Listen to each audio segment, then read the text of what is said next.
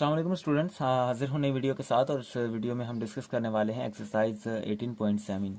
Student, exercise 18.7 जैसा कि हमने पुरानी अपनी एक्सरसाइजेज जो सॉल्व की हैं रिलेशंस वाली, उससे ही रिलेटेड है। वैसे ही हमें प्रॉब्लम ये सॉल्व करने हैं।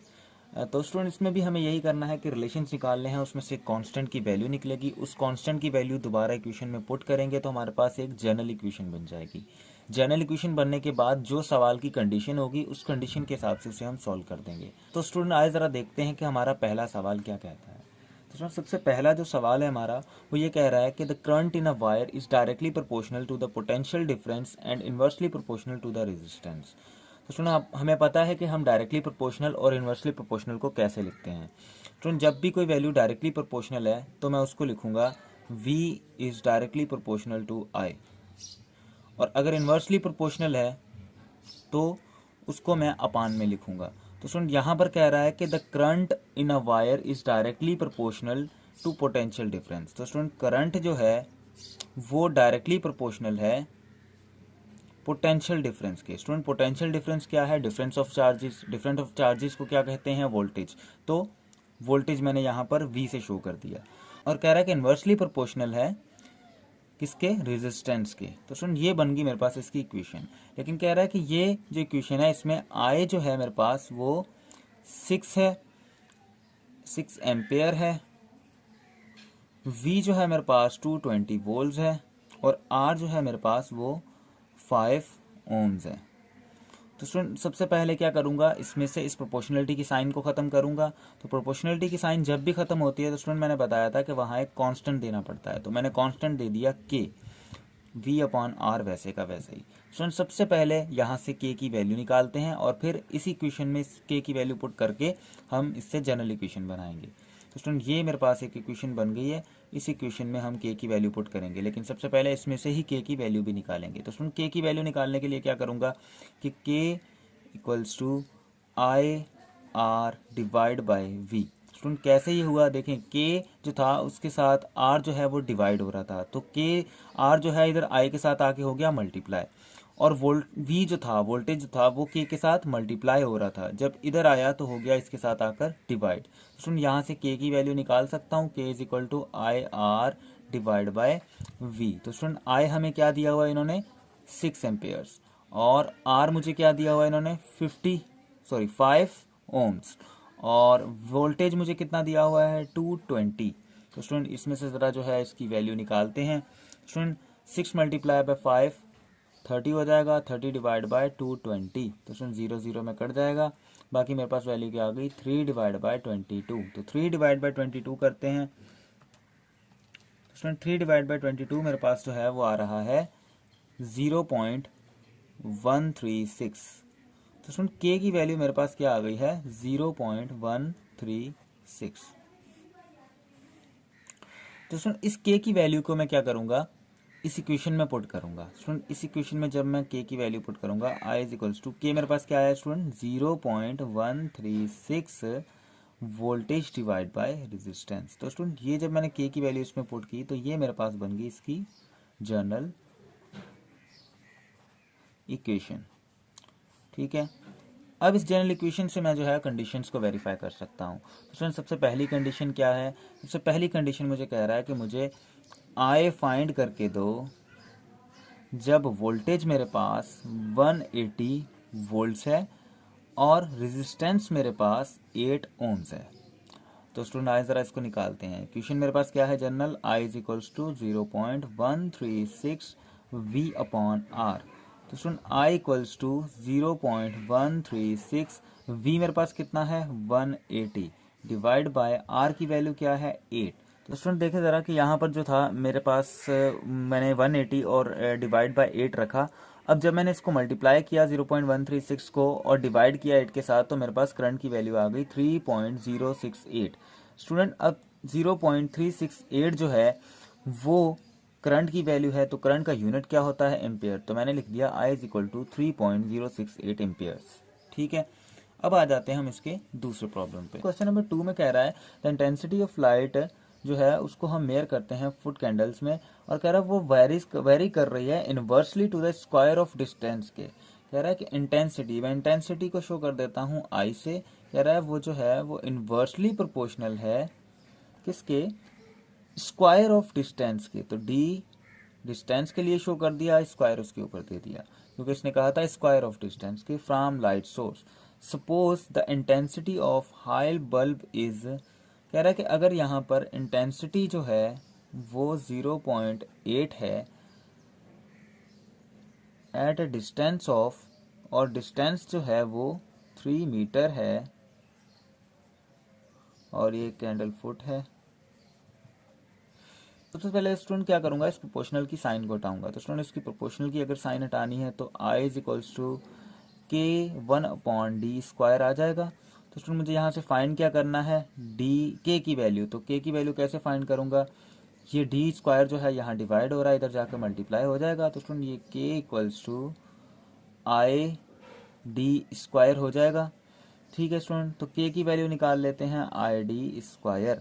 तो स्टूडेंट के की वैल्यू कैसे निकालेंगे, आई की वैल्यू मेरे पास क्या है 0.8, और डी की वैल्यू मेरे पास क्या है 3, और डी के ऊपर स्क्वायर है तो मैंने यहाँ भी स्क्वायर दे दिया। तो स्टूडेंट के की वैल्यू मेरे पास क्या आ जाएगी 0.8 मल्टीप्लाई बाय 3 पावर 2। तो स्टूडेंट यहाँ पर जो के की वैल्यू मेरे पास आ गई 7.2, तो k इज इक्वल्स टू मेरे पास हो गया 7.2। स्टूडेंट अब मुझे क्या करना है, इस k की वैल्यू को उठाना है और इसकी इस इक्वेशन में पुट करना है। जब मैं इस इक्वेशन में पुट करूंगा तो मेरे पास बन जाएगी एक जनरल इक्वेशन। तो student i equals to k की वैल्यू क्या आई है 7.2 1/d²। तो d² मैं वैसे का वैसे लिख देता हूँ। स्टूडेंट अब ये बन गई मेरे पास इसकी जनरल इक्वेशन। अब स्टूडेंट जनरल इक्वेशन में मुझे क्या करना है, इसकी कंडीशन को वेरीफाई करना है। स्टूडेंट कंडीशन कुछ इस तरीके से दे रहा है, कह रहा है कि मुझे इंटेंसिटी ऑफ लाइट फाइंड करके दें जब मेरे पास डिस्टेंस जो है वो 8 मीटर्स हो जाएगा। तो स्टूडेंट इंटेंसिटी ऑफ लाइट जो है इसको फाइंड करना है। तो जनरल इक्वेशन है I is equals to 7.2 1/d²। तो student I is equals to 7.2 1/d², मतलब कि 8 के ऊपर स्क्वायर दूंगा। क्यों, क्योंकि d की वैल्यू क्या दी हुई है 8, तो मैंने 8d की वैल्यू पुट की और ऊपर स्क्वायर आ गया। तो स्टूडेंट यहाँ पर क्या हो जाएगा 7.2 डिवाइड बाय 64। स्टूडेंट 8 का स्क्वायर खुलेगा तो ये कितना हो जाएगा 64। ठीक है, तो 64 और ये 7.2 ऊपर 1 के साथ मल्टीप्लाई करा दिया तो ये हो गया 7.2 डिवाइड बाय 64। तो स्टूडेंट जब मैं 7.2 को डिवाइड कराऊंगा 64 से तो मेरे पास आंसर आ जाएगा I इक्वल्स टू 0.1125। तो स्टूडेंट ये आ गई मेरे पास इंटेंसिटी ऑफ लाइट। ठीक है स्टूडेंट, अब हम आ जाते हैं इसके क्वेश्चन नंबर 3 पर। स्टूडेंट क्वेश्चन नंबर 3 जो है इसमें कह रहा है कि the strength of rectangular beam can varies directly as the breadth b and square of depth d। कह रहा है कि द जो स्ट्रेंथ है एक रेक्टेंगुलर बीम की वो डायरेक्टली वेरी कर रही है उसकी ब्रीथ से, और डायरेक्टली वेरी कर रही है उसकी डेप्थ के स्क्वायर से। और कह रहा है कि अगर यहाँ पर जो मेरे पास b है वो 9 सेंटीमीटर्स है और जो मेरे पास d है वो 12 सेंटीमीटर्स है, और मेरे पास जो सपोर्ट है या स्ट्रेंथ है वो 1200 पाउंड है।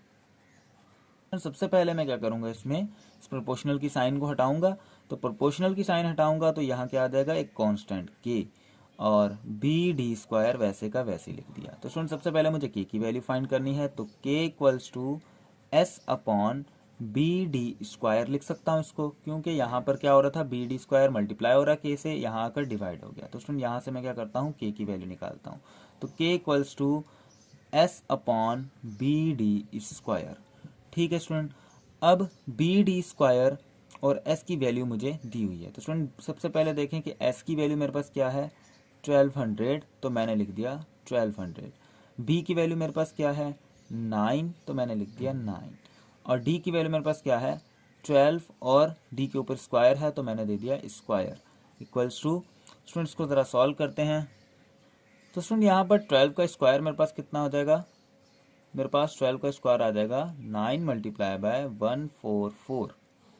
ठीक है स्टूडेंट, अब 144 को मल्टीप्लाई कर दो 9 के साथ, तो स्टूडेंट यहाँ पर 1200 डिवाइड बाय 1296। तो स्टूडेंट 1200 को स्टूडेंट जब मैं 1200 को डिवाइड करता हूँ 1296 से, तो मेरे पास आंसर आ जाएगा 0.925। तो स्टूडेंट के की वैल्यू मेरे पास क्या आ गई, यहाँ पर के की वैल्यू मेरे पास आ चुकी है यहाँ पर 0.925। स्टूडेंट के की वैल्यू मेरे पास आ चुकी है। अब मुझे क्या करना है, इस के की वैल्यू को इस इक्वेशन में पुट करना है। जब मैं इस इक्वेशन में पुट करूंगा तो मेरे पास बन जाएगी जनरल इक्वेशन। तो student S is equals to, K की वैल्यू कितनी आई है 0.925 बी डी स्क्वायर। तो स्टूडेंट ये बन गई मेरे पास इसकी जनरल इक्वेशन। तो स्टूडेंट जनरल इक्वेशन बनने के बाद मैंने क्या करना है, इसमें जो कंडीशन दी हुई है उसको वेरीफाई करना है, या कंडीशन दी है तो उसको सॉल्व करना है। तो इसमें कंडीशन क्या है, कह रहा है कि अगर मेरे पास बी जो बीम था, स्टूडेंट कह रहा है कि अगर बी जो है वो 12 सेंटीमीटर हो जाए और डेप्थ जो है वो 9 सेंटीमीटर हो जाए, तो सपोर्ट की वैल्यू क्या होगी, स्ट्रेंथ की वैल्यू क्या होगी। तो स्टूडेंट आए ज़रा इसको सॉल्व करते हैं। मेरे पास इक्वेशन क्या है, S is equals to 0.925 B D square. तो student S is equals to 0.925, B की वैल्यू मेरे पास क्या है यहाँ पर 12, और डी की वैल्यू मेरे पास क्या है 9, लेकिन स्क्वायर भी है। ठीक है स्टूडेंट, तो अब देखें ज़रा कि मैं जब 0.925 से मल्टीप्लाई करता हूँ 12 को, तो स्टूडेंट मेरे पास आंसर आ जाता है 11.11, और multiply by 9 square. Student 9 square क्या होगा, मेरे पास 81 हो जाएगा, 9 मल्टीप्लाई बाय 9। ठीक है स्टूडेंट, तो S is equals to 11.11 multiply by 81। Student जब मैं 11.11 को मल्टीप्लाई करूंगा 81 के साथ, तो मेरे पास आंसर आ रहा है 900। तो स्टूडेंट मेरे पास सपोर्ट की वैल्यू क्या आ गई 900। तो स्टूडेंट ये आ गया मेरे पास इसका आंसर। तो स्टूडेंट अभी हम आ जाते हैं क्वेश्चन नंबर 4 पर। क्वेश्चन नंबर 4 को जरा समझते हैं कि क्वेश्चन नंबर 4 क्या कह रहा है। तो स्टूडेंट क्वेश्चन नंबर 4 में कह रहा है कि लेबर कॉस्ट सी वेरीज ज्वाइंटली। स्टूडेंट इस ज्वाइंटली का मतलब कि डायरेक्टली या फिर उसके साथ साथ ही बढ़ रहा है। तो स्टूडेंट कह रहा है कि लेबर कॉस्ट सी वेरीज ज्वाइंटली, कह रहा है कि सी जो है वो लेबर की कॉस्ट है। कह रहा है कि jointly as the number of workers, कह रहा है कि नंबर ऑफ वर्कर के साथ मेरा जो है, मैं इसको NC से शो कर देता हूँ, नंबर ऑफ वर्कर को NW से शो कर देते हैं, नंबर ऑफ वर्कर्स। कह रहा है कि जो C है वो डायरेक्टली वेरी कर रहा है नंबर ऑफ वर्कर के साथ, and the average number of days, और दिनों के साथ। कह रहा है if the cost of worker is 100 and days are 15।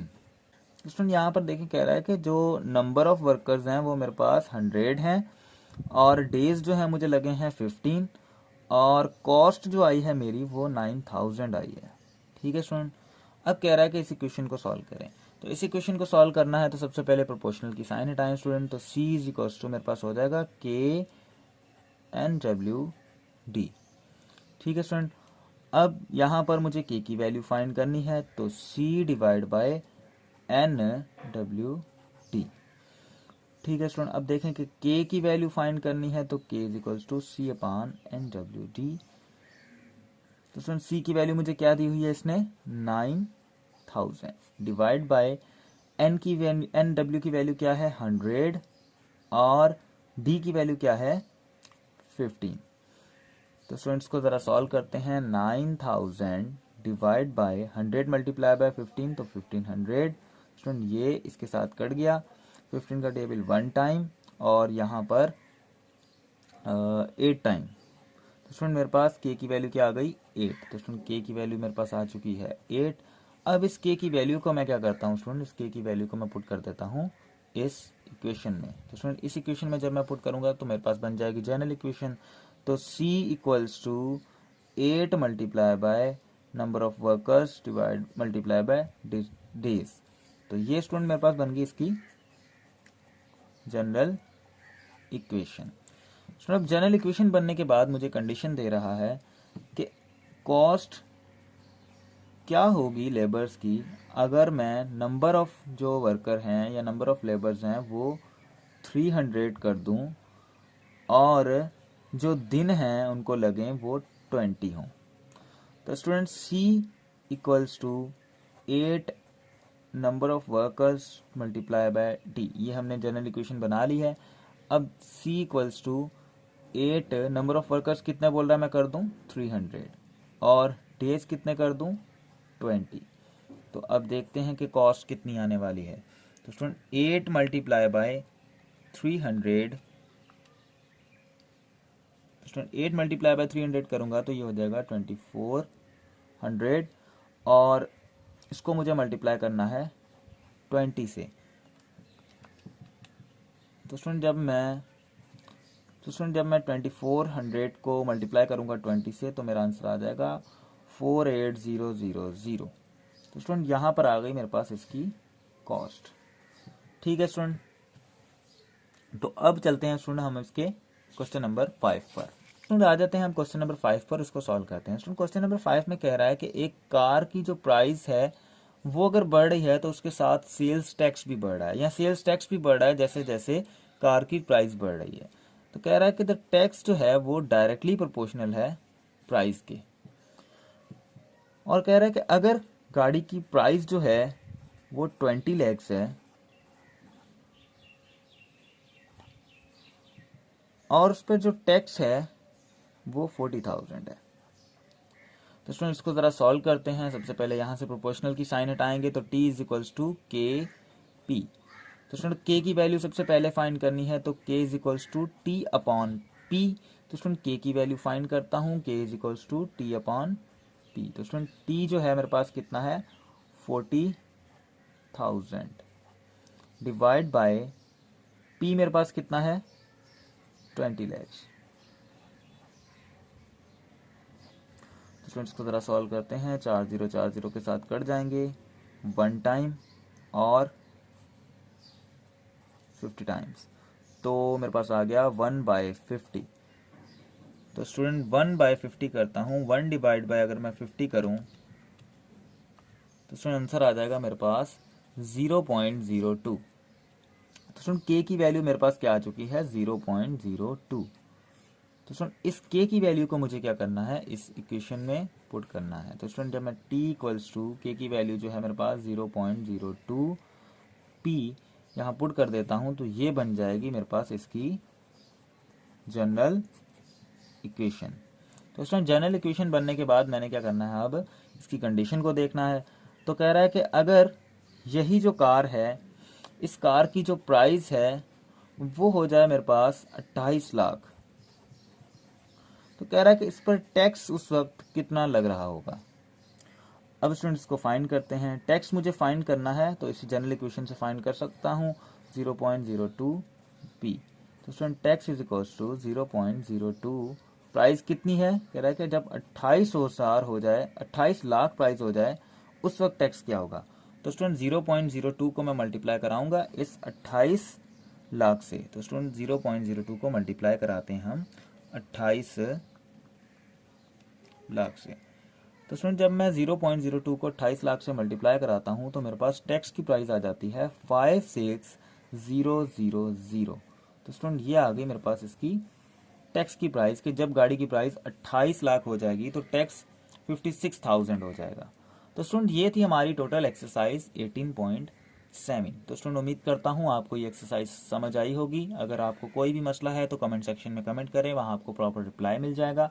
इसी के साथ हमारा ये यूनिट ख़त्म होता है। मिलते हैं अपनी नेक्स्ट वीडियो में जिसमें हम शुरुआत करने जा रहे हैं अपने नेक्स्ट यूनिट की, जो कि होगा 19 यूनिट। अगर आपको ये वीडियो पसंद आई है तो मेरे चैनल को सब्सक्राइब करें और अपने दोस्तों के साथ शेयर ज़रूर कीजिएगा।